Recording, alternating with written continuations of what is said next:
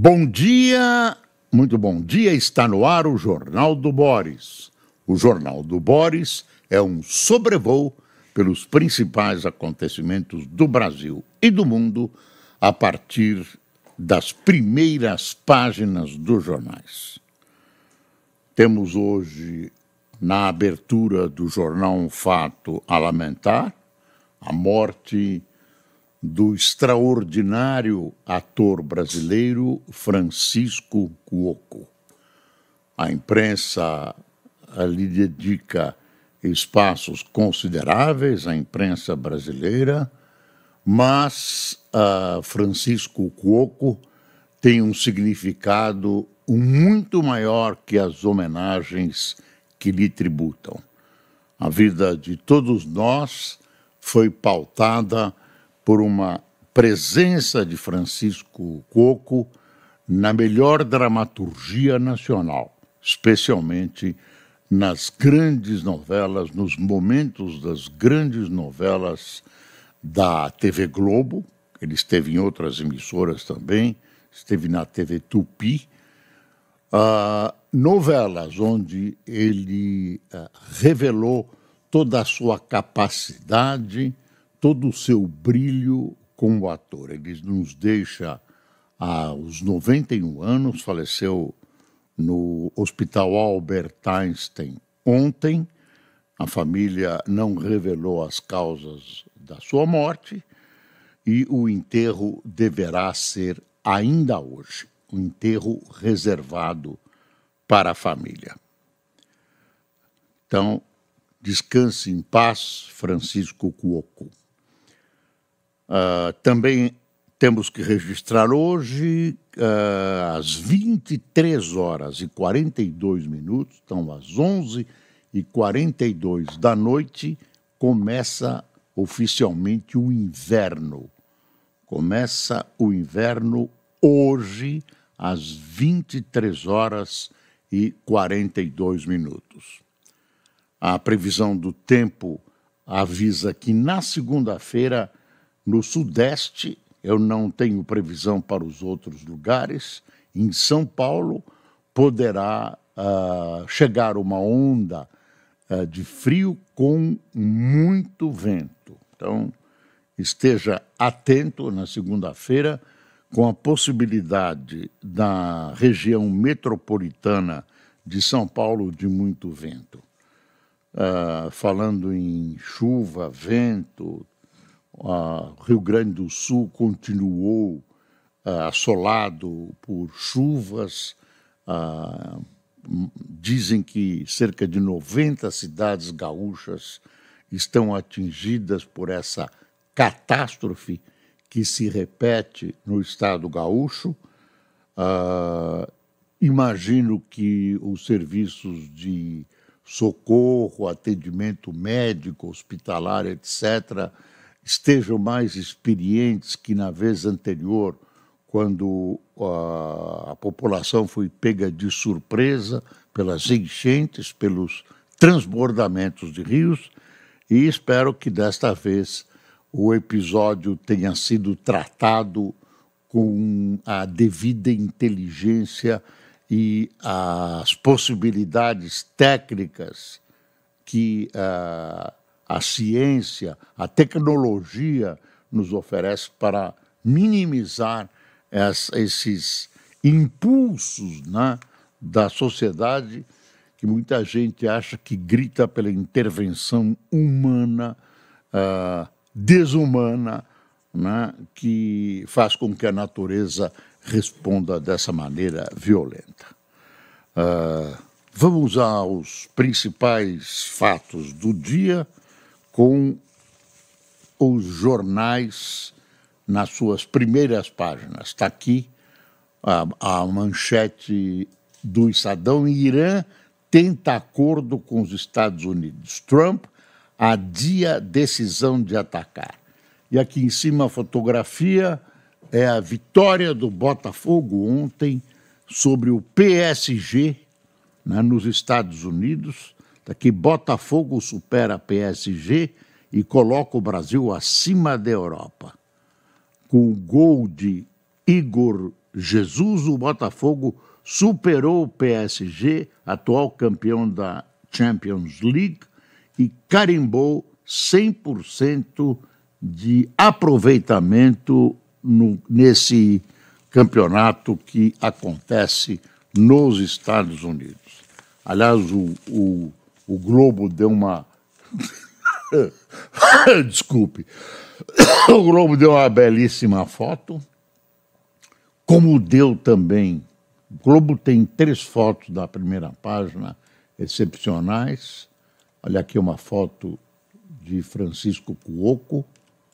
Vou ampliar para você. O galã da TV brasileira, intérprete de figuras icônicas, Francisco Cuoco atuou em 50 novelas ao longo de 70 anos de carreira e construiu no imaginário brasileiro o conceito do galã. Fez sucesso com personagens carismáticos e sedutores como Eduardo Quintanilha, de O Astro, e Carlão, de Pecado Capital. Ele morreu aos 91 anos. Aqui uma lindíssima e significativa foto de Francisco Cuoco. Aqui é a vitória do Botafogo. O Palmeiras também ganhou 2-0. E os clubes da América do Sul estão se sobressaindo surpreendentemente sobre os europeus nesse campeonato que se desenvolve nos Estados Unidos e que tem interrompido a programação da Rede Globo. O Palmeiras bateu o Al-Ahly por 2-0. É um time do Egito. E o Botafogo ganhou do Paris Saint-Germain, que é o campeão dos campeões da Europa.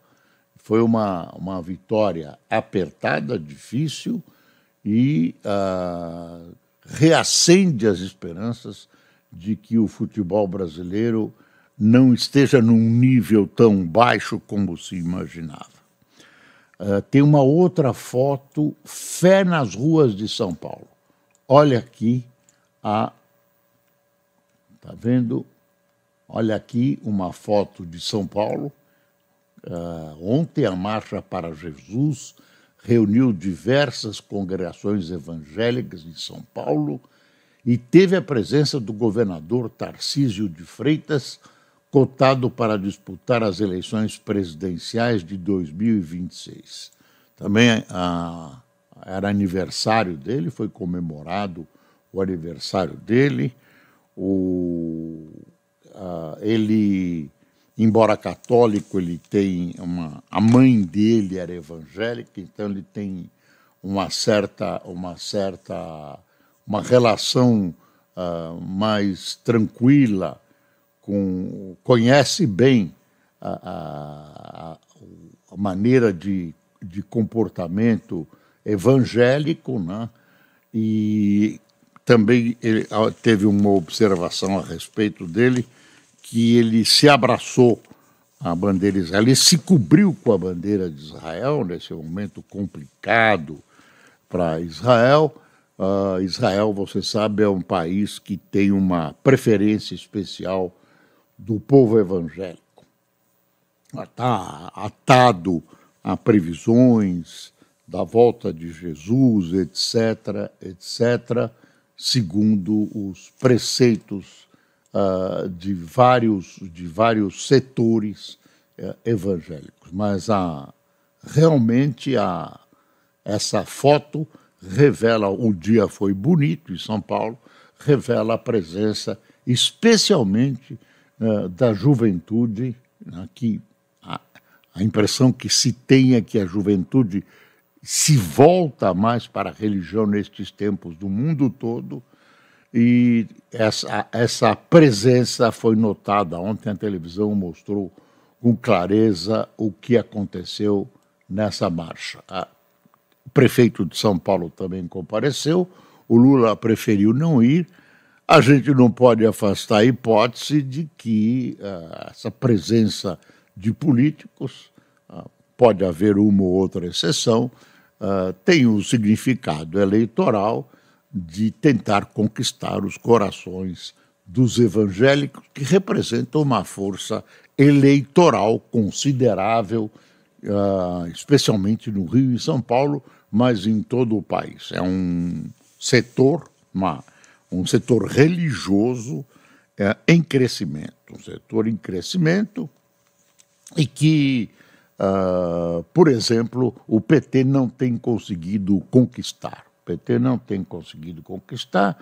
O Bolsonaro está muito mais próximo deles, embora você vai encontrar evangélicos como de outras religiões em todas as fileiras religiosas que reúnem essa gama que a gente junta e chama de evangélicos. Aqui na Folha tem o Francisco Cuoco em uma de suas interpretações, Ontem, aliás, uma das emissoras, a Globo News, mostrou a sua veia mais voltada ao humorismo, com um grande trecho da presença dele na Praça é Nossa. Ele e outros atores da Globo que me parecem que não estão mais entre nós. Olha a foto da Marcha para Jesus, aqui, tá vendo? É um fenômeno político que precisa ser sempre acompanhado com atenção. As últimas pesquisas revelam que o avanço protestante, o avanço evangélico continua, porém num ritmo menor do que se esperava. Existia até uma marca, uma data para que os evangélicos, no volume de crescimento que vinha acontecendo, superassem o catolicismo. No Brasil, as coisas não são mais assim. Mudaram, porque o ritmo de crescimento mudou. E também tem toda uma ação da Igreja Católica de aproximação com a população, de ritos mais palatáveis e que se destinam basicamente a combater o avanço evangélico. Religião não dá para discutir muito, religião não dá. Aí você tem um Estado religioso que é o Irã, né?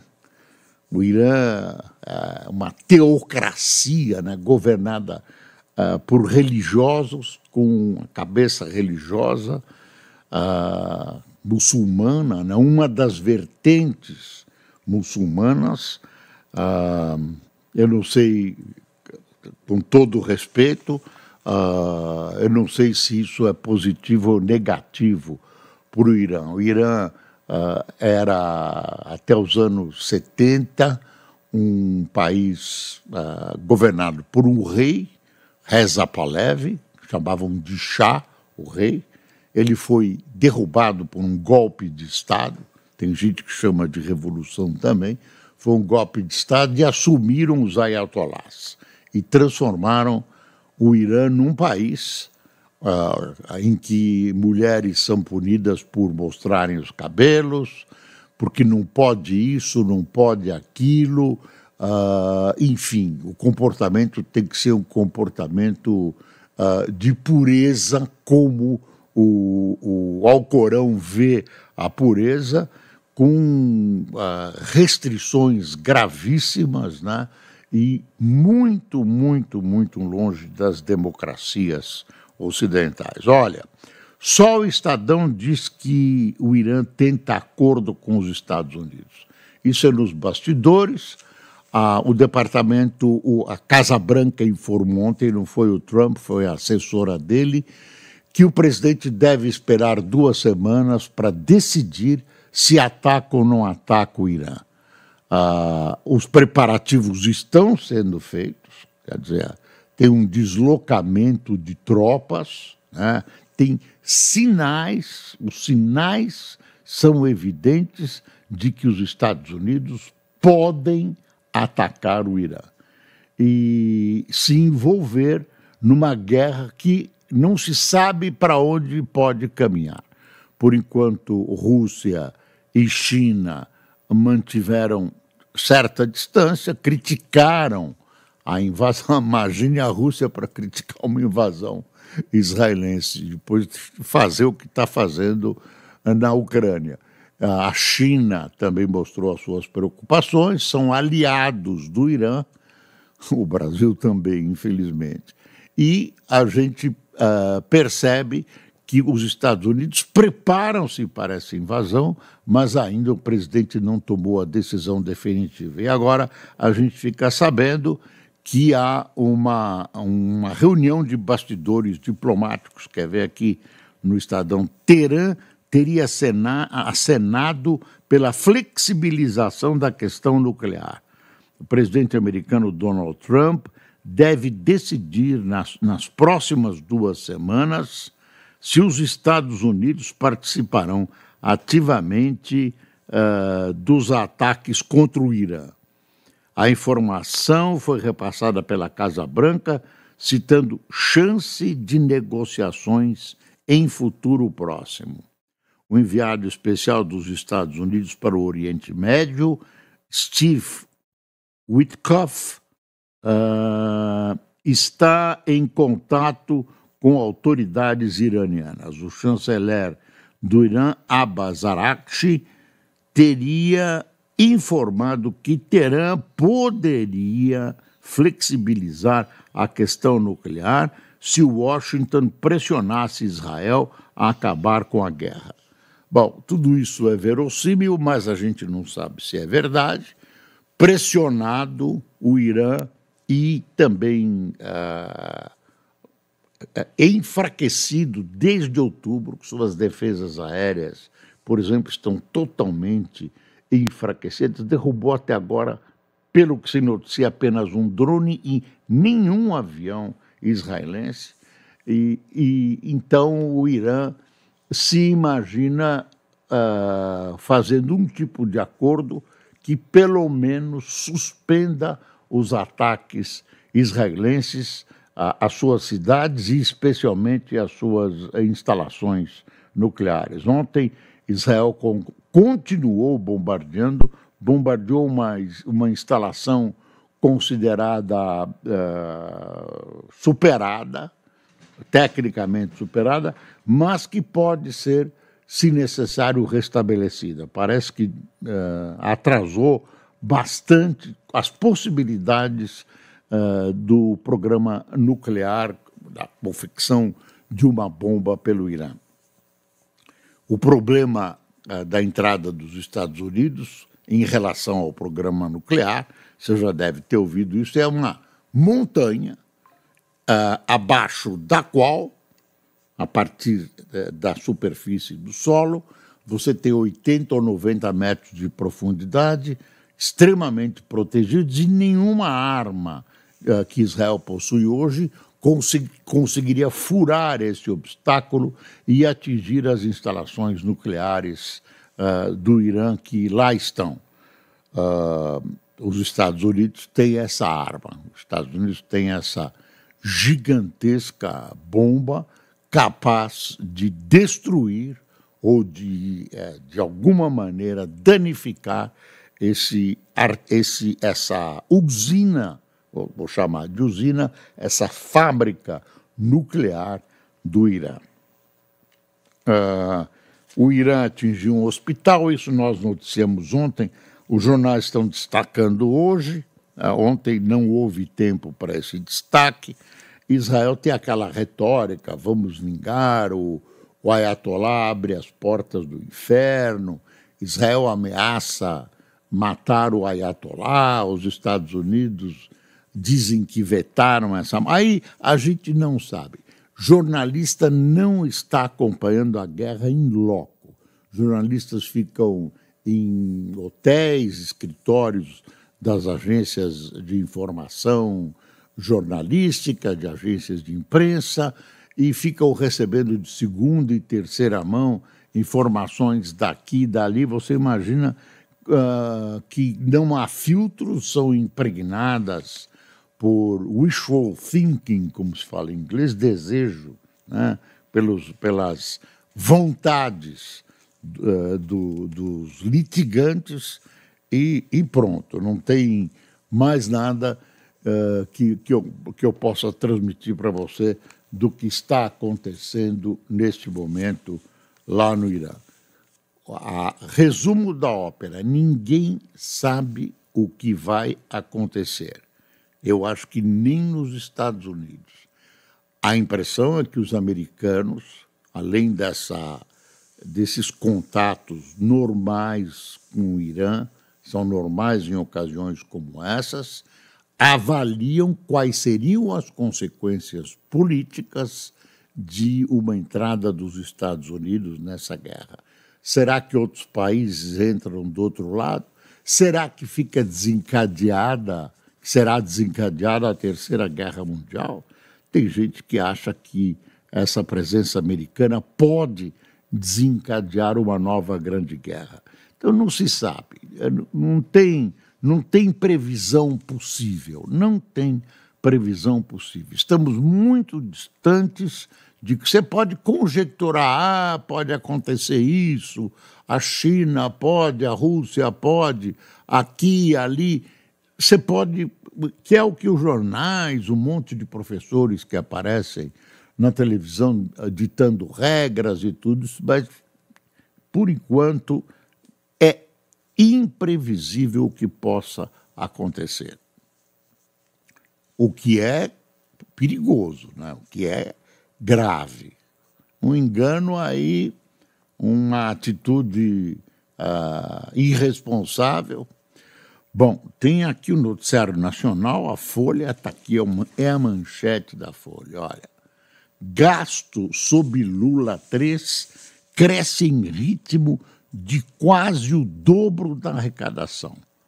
O próprio governo, olha aí, antevê a possibilidade de um colapso na prestação de serviços públicos por falta de recursos já em 2027.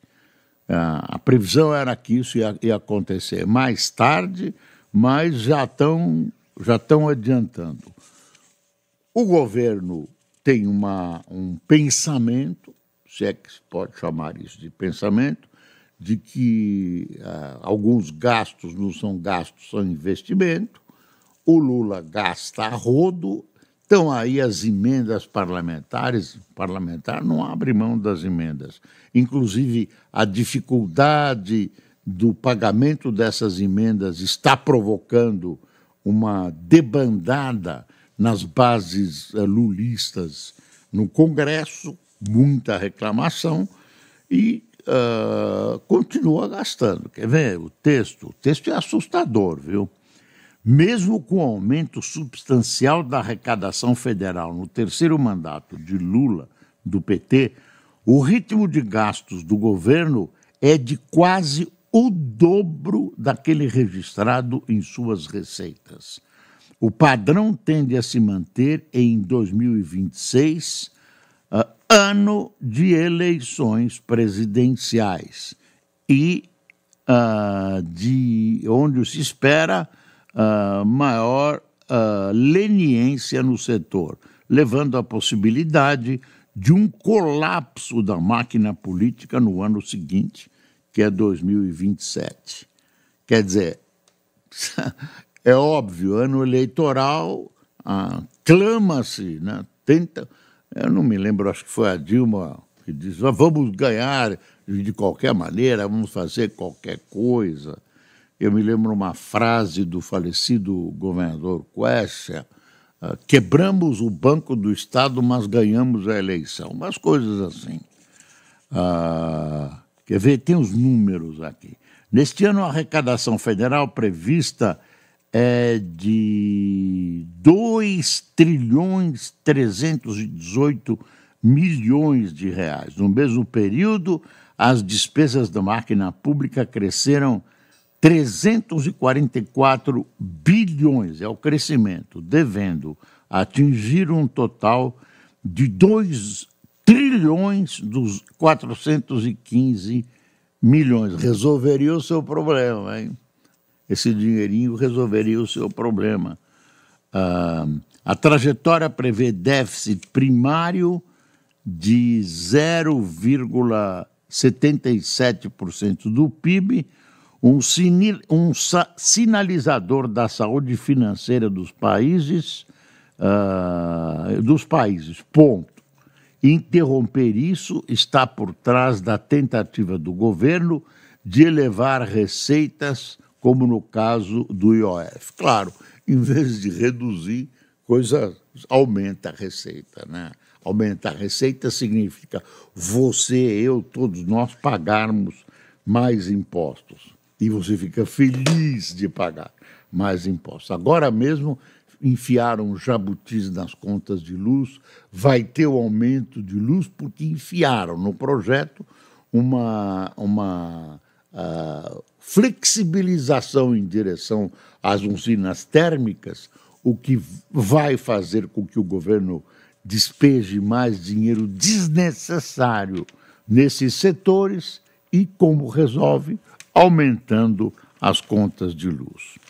Deixa eu ver o Globo, o que tem.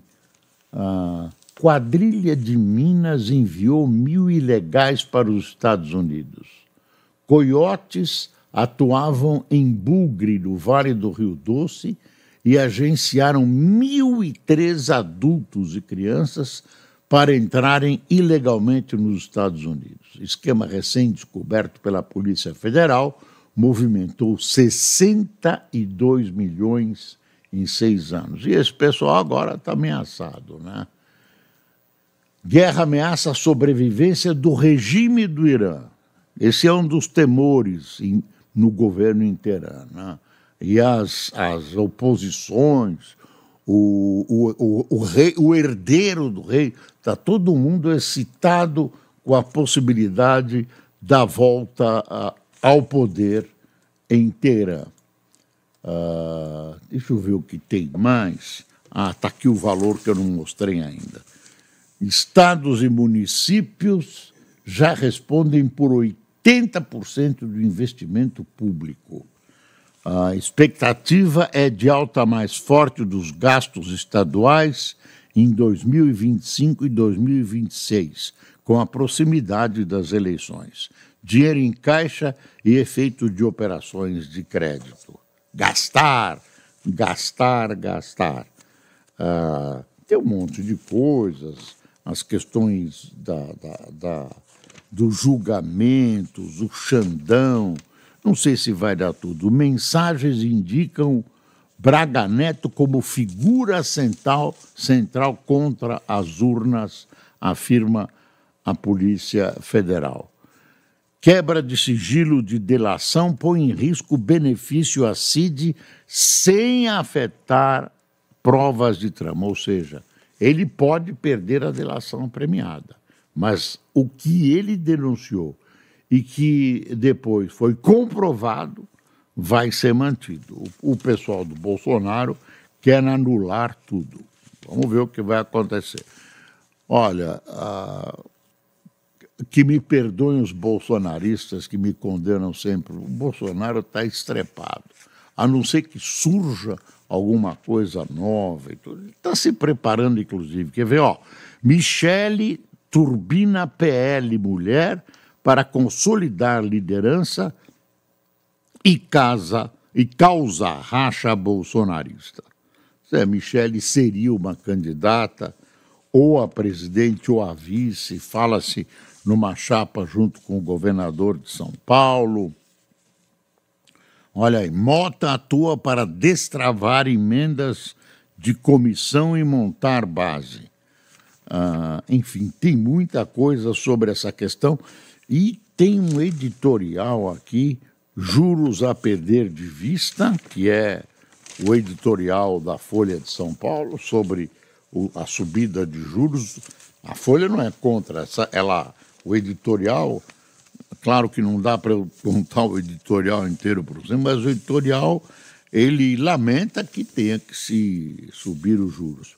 E o Estadão, para terminar, tem um editorial assim: um governo esquálido, fragilizado pela recalcitrância em corrigir erros. Lula da Silva assiste o desmonte de sua autoridade e ao fortalecimento de um Congresso movido por fisiologismo e apetite orçamentário. Ruim, né? Café, quem tomou café conosco, a parte melhor do jornal. Obrigado, viu, por nos acompanhar. João Francisco, Jonas Cruz, Luiz Otávio, Benedito de Souza, Sheila Augusta, Marcos Alves, Naime Ferreira, Diego Santos, Everton Belmiro, Linda Pereira, Cirineia Marcante, Lúcio Silva, Lura Leonel? Não sei, não estou entendendo. Luiz Leonel. Os hieróglifos aqui do Cássio são difíceis, às vezes, de desvendar. César Serra, ele melhorou muito. César Serri, Eleci Pereira, vou te dar um livrinho de caligrafia, um caderno. Glória Nazaré, do Rio de Janeiro, Sérgio Souza, de Salvador, José Ferreira, de Ouro Fino e Raimundo Nonato, de Boa Vista. Pessoal, muito obrigado por sua presença e neste feriado prolongado. Bom fim de semana para vocês, sem se esquecer que é preciso passar o Brasil a limpo. Bom dia.